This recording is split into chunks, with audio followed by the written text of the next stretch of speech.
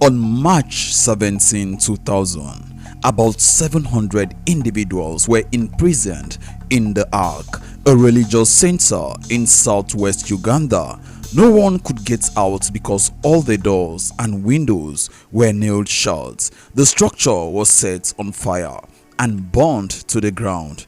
There was no one left alive. The graphic facts of these tragic events were chilling. These horrific incidents sent shockwaves across the world, and the victims were members of the movement for the restoration of the 10 Commandments of God, a religious sect run by a Reverend Sister called Reverend Sister Credonia Mwerinde, a former bar owner, prostitute, and a murderer who would later become a Catholic nun and a visionary, and some of her partners were former priests of the Catholic Church. Their group had several crazy beliefs and practices, and amongst them was that the world would end on January 1st, 2000.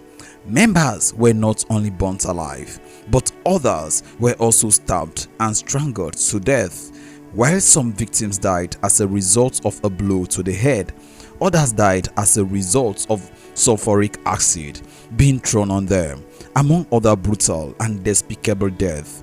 But why were they killed by their own leaders in such a brutal way? Well, stay tuned as we bring to you this shocking but interesting story of the evil nun and how it all began. But before we begin, if you're new to our channel, you're highly welcome to Loro MA TV, and please do also hit on that subscribe button, and do not forget to turn on the notification bell so you can always stay notified and updated whenever we upload a new video. We upload very interesting contents every day. Without further ado, let's jump right into our story. Credonian Mwerinde, born in 1952, was the high priestess and co-founder of the movement for the restoration of the 10 Commandments of God, a sect that splintered from the Roman Catholic Church in Uganda. Before founding the movement, she was a shopkeeper, brewer of banana beer, and a sex worker. Sister Credonia Mwerinde found Catholicism after her bar in Kanungu region of Uganda shut down in 1989. Shortly after the bar's closing, she claimed she saw the Virgin Mary in a cave, that the Virgin Mary appeared to her and gave her several messages, including telling her when the world would end. She used her well-cultivated combination of charm and cunning to convince 2 excommunicated Catholic priests to help her start a cult founded on her relationship with the Virgin Mary, named Movements for the Restoration of the 10 Commandments of God. Sister Credonia's group took many of its tenets and practices from Catholicism, which makes sense as Catholicism was a strong and influential force in Uganda at the time. An abundance of Catholic iconography was found at the cult compound when it was investigated by the Ugandan police, and the group included many former priests and Catholic nuns.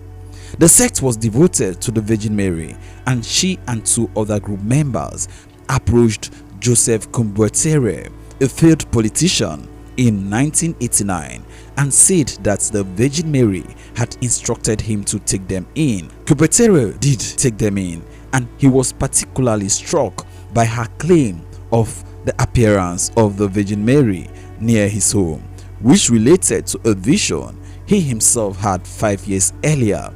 Together they founded the movement in 1989.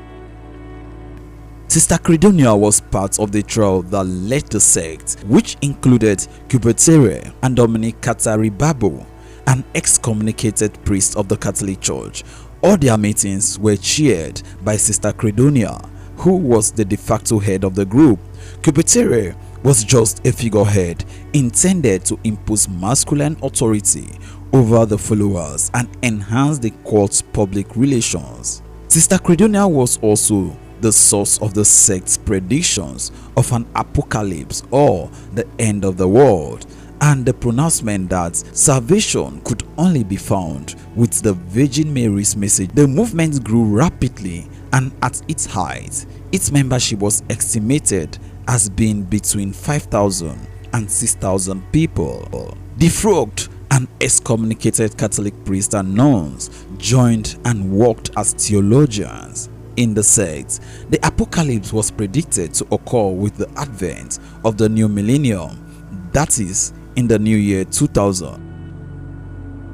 After the movement was evicted from their Rashomere residence, it moved to an estate Sister Credonia's father owned in the Kanungu district of Uganda. It is believed that she killed all her brothers in order to lay claim to the estate.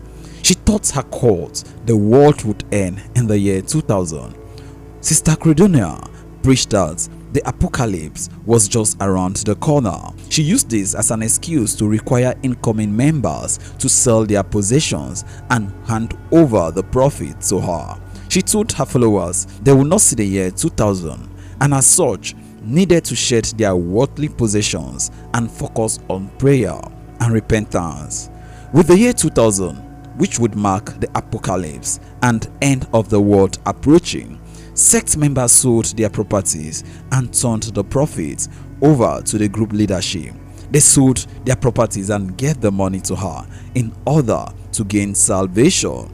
However, when the year 2000 arrived and none of her predictions came true, members got restless and suspicious. This helped spark the anger and paranoia in Sister Credonia that provided a catalyst for her subsequent actions and killing of all her members.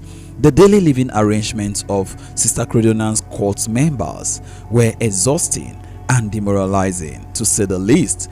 Members woke up at 3 a.m. on a bare floor for a 2-hour prayer session. They were barely fed anything, and to add salt to the injury, followers were forced to fast twice a week. Sister Credonia and her underlings punished starving children for catching and eating bugs. Her followers were banned from talking, especially to anyone in position of power, and could speak only in a cult invented form of sign language. Members were not allowed to have sex. Even married couples. Scabies ran rampant through the compound and left members with sores all over their bodies.